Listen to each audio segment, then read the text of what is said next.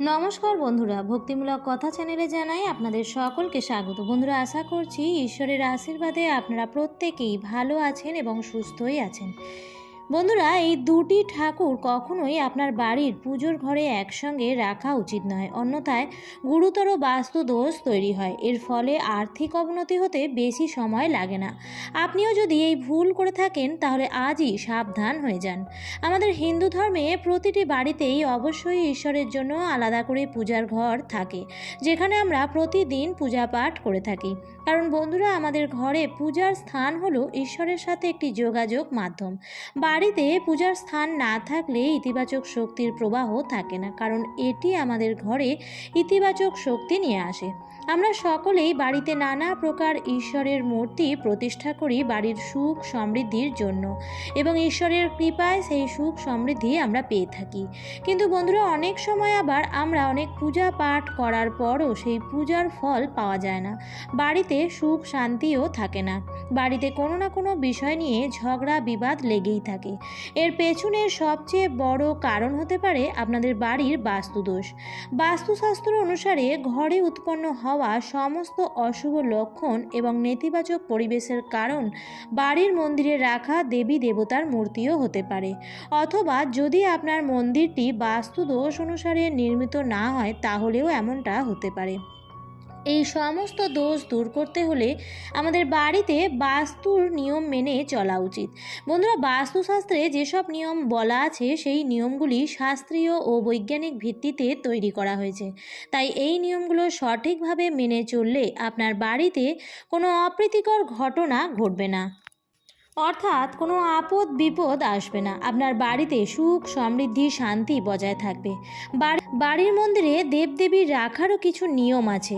ঘরে কোন দেবদেবীর মূর্তি বা ছবি রাখা নিষেধ, অথবা কোন দেবদেবীর মূর্তি একসাথে রাখা শুভ, বাস্তুশাস্ত্রে এমন বহু গুরুত্বপূর্ণ নিয়মের উল্লেখ আছে। এই নিয়মগুলো যদি সঠিকভাবে না মানা হয় তাহলে এটিও ঘরের দুঃখ ও দারিদ্রতার পরিবেশ সৃষ্টি করে। ইতিবাচক শক্তির পরিবর্তে ঘরে আরও নেতিবাচক শক্তির প্রবাহ শুরু হয়। এতে করে ঘরের সদস্যরা হতাশাগ্রস্ত ও অসুখী হয়ে পড়ে, এবং একই সাথে এটি বাড়ির আর্থিক সংকটও তৈরি করে। এর ফলে কোনো কারণ ছাড়াই অতিরিক্ত অর্থ ব্যয় হয় এবং অনেক পরিশ্রম করেও সাফল্য আসে না। বাস্তুদোষের কারণে ঘরে এমন অনেক সমস্যা দেখা দিতে শুরু করে। এমনটি যাতে না হয় সেই জন্য জেনে নিন বাস্তুশাস্ত্র অনুসারে আমাদের বাড়ির মন্দিরে কোন কোন দেবদেবীর মূর্তি রাখা উচিত এবং কোন কোন দেবদেবীর মূর্তি রাখা উচিত নয়। এরই পাশাপাশি সুখ ও সমৃদ্ধি পেতে কোন কোন দেবী বা দেবতার মূর্তি একসাথে রাখতে হয়, এই সমস্ত কিছুই আমি আজকের এই ভিডিওতে আলোচনা করব। তাই বন্ধুরা, ভিডিওটি শেষ পর্যন্ত দেখুন, এবং দেখার পর যদি ভালো লাগে তাহলে অবশ্যই ভিডিওটিতে লাইক করবেন এবং কমেন্টসে লিখবেন জয় মা লক্ষ্মীর জয়। এবং বন্ধুরা, ভিডিওটি শেয়ার করে দেবেন আপনাদের নিকট আত্মীয় স্বজন এবং বন্ধু বান্ধবদের সাথে, যাতে প্রত্যেকেই এই ভিডিওটি থেকে উপকৃত হতে পারে। বন্ধুরা, বাস্তুশাস্ত্র অনুসারে আপনারা যদি আপনাদের বাড়ির মন্দিরে কিছু বিশেষ দেবদেবীর মূর্তি বা ছবি একে অপরের কাছে রাখেন তাহলে আপনি এটি থেকে অনেক শুভ ফল পেতে পারেন। প্রথমেই জেনে নেওয়া যাক যে সকল দেবদেবীর মূর্তি বা ছবি গৃহের মন্দিরে অবশ্যই রাখা উচিত। সবার আগেই বলি গণেশের ছবি বা মূর্তি। বন্ধুরা, আপনারা সকলেই জানেন যে ভগবান গণেশ সর্বপ্রথম পূজিত হন এবং সকল বাধা বিপত্তি দূর করেন। তাই এই জন্য আপনার বাড়ির মন্দিরে ভগবান গণেশের ছবি বা মূর্তি থাকা বাধ্যতামূলক। কিন্তু আপনি নিশ্চয়ই জানেন যে পূজার ঘরে কখনোই গণেশজির একাধিক ছবি বা মূর্তি রাখা উচিত নয়। ভগবান গণেশের ছবি যদি এমন হয় যে তিনি দেবী লক্ষ্মীর সাথে আছেন এবং তার বাম পাশে বসে আছেন, তাহলে এটি অত্যন্ত শুভ বলে মনে করা হয়। কারণ বন্ধুরা, এই ধরনের ছবি বা মূর্তি ঘর থেকে সমস্ত বাধা বিপত্তি সমস্যা এবং নেতিবাচকতা দূর করে। দ্বিতীয়ত, দেবী লক্ষ্মীর মূর্তি বা ছবি। বন্ধুরা, দেবী লক্ষ্মীর মূর্তি বা ছবি প্রত্যেক ঘরেই থাকে।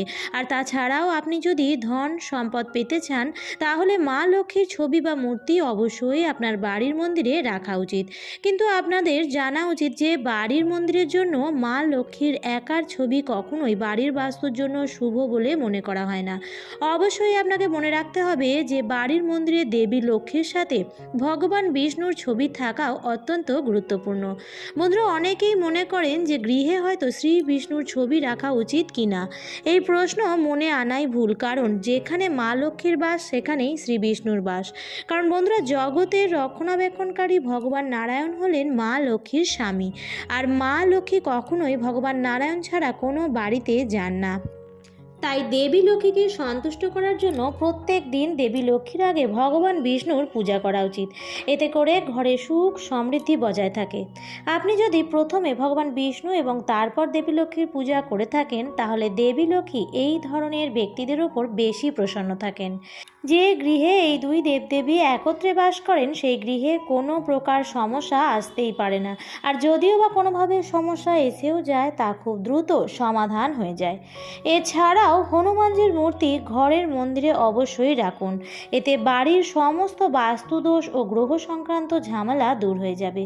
এর সাথে সাথে যদি বাড়িতে হঠাৎ করে কোনো সংকট আসে, তবে তাও বজরংবলীর কৃপায় দূর হয়ে যাবে। তবে ঘরে হনুমানজির বসে থাকা অবস্থার মূর্তি বা ছবি রাখা উচিত। এতে ঘরে সুখ শান্তি সমৃদ্ধি বজায় থাকে। চতুর্থত হলো রাম দরবারের ছবি। বন্ধুরা, আপনারা যদি চান বাড়ির সকল সদস্যদের মধ্যে মিল ভালোবাসা বজায় থাকুক এবং সকল পারিবারিক সমস্যা দূর হয়ে যাক, তাহলে এর জন্য আপনাকে বাড়িতে রাম দরবারের ছবি অবশ্যই রাখতে হবে। এছাড়াও আপনি যে দেবী বা দেবতাকে আপনার ইষ্ট বলে মনে করেন, পূজা ঘরে তার ছবি বা মূর্তি অবশ্যই রাখা উচিত। এছাড়াও বন্ধুরা, আপনারা যদি আপনাদের পূজা ঘরে ভগবান শ্রীকৃষ্ণ এবং রাধারানীর ছবি বা মূর্তি একসাথে রাখতে পারেন, তাহলে এটি অবশ্যই আপনাদের যে ভাগ্যকে পরিবর্তন করবে। কিছুদিনের মধ্যেই আপনাদের জীবনের সমস্ত দারিদ্রতা শেষ হয়ে যাবে। সম্ভব হলে রাধাকৃষ্ণের সংযুক্ত ছবি বা মূর্তি রাখুন, কারণ শ্রীকৃষ্ণকে রাধারানী ছাড়া বাড়িতে কোনোভাবেই রাখতে নেই, কারণ এটি হচ্ছে ভালোবাসার মূর্ত প্রতীক। প্রতিদিন সকালে ঘুম থেকে উঠেই যদি রাধাকৃষ্ণের যুগল মূর্তি দর্শন করা যায়, তাহলে জীবন থেকে যত প্রকার সমস্যা রয়েছে তা ধীরে ধীরে দূর হয়ে যায় এবং সংসারে উন্নতি হয় চোখে পড়ার মতো। যে বাড়িতে রাধাকৃষ্ণের একত্র ছবি বা মূর্তি থাকে, সেখানে স্বামী স্ত্রীর মধ্যে কখনো কোনো ঝগড়া ঝামেলা অশান্তি হয় না। এছাড়াও ঘরের সুখ সমৃদ্ধিও বৃদ্ধি পায়। এছাড়াও এই দুই দেবী দেবতার মূর্তি একসঙ্গে যদি রাখা যায়, তাহলে সংসারে নানাভাবে উন্নতি আসে। এবার বলি, ঠাকুর ঘরে কোন কোন দেবতার মূর্তি বা ছবি একসাথে রাখা উচিত নয়। বাড়ির ঠাকুর ঘরে কখনোই ভগবান বিষ্ণু, ভগবান শিব এবং ব্রহ্মদেবের ছবি একসাথে রাখা উচিত নয়। এই তিন দেবতাকে একসঙ্গে পূজাও করা যায় না। এর পেছনের কারণ হলো, তিন দেবতার পূজার পদ্ধতি ভিন্ন। কারণ ভগবান বিষ্ণুর পূজা তুলসী পাতা ছাড়া অসম্পূর্ণ, আর ভুল করেও ভগবান ভোলানাথের পূজায় তুলসী পাতা ব্যবহার করা উচিত নয়। এছাড়াও শাস্ত্রে বলা আছে যে বাড়িতে ব্রহ্মাদেবের পূজা করা নিষিদ্ধ। তাই আপনার বাড়ির মন্দিরে যদি এই তিন দেবতার মূর্তি বা ছবি একত্রে থাকে, তাহলে অবিলম্বে আলাদা করে রাখুন। আপনি যদি এই তিন দেবতার ছবি একসঙ্গে রাখতে চান, তাহলে ঘরের মন্দির ছাড়া ঘরের অন্যত্র কোথাও লাগাতে পারেন। আমার আজকের পর্বটি এই পর্যন্তই। ভিডিওটি দেখে যদি ভালো লাগে, তাহলে অবশ্যই লাইক কমেন্ট শেয়ার করবেন বন্ধুরা। আর যদি ভিডিওটি আপনি আজ প্রথম দেখে থাকেন, তাহলে এই ধরনের আরও ভিডিও পাওয়ার জন্য চ্যানেলটিকে সাবস্ক্রাইব করে রাখার অনুরোধ রইল। আবার দেখা হবে পরবর্তী নতুন কোনো ভিডিওতে। ভালো থাকবেন, সুস্থ থাকবেন। ধন্যবাদ।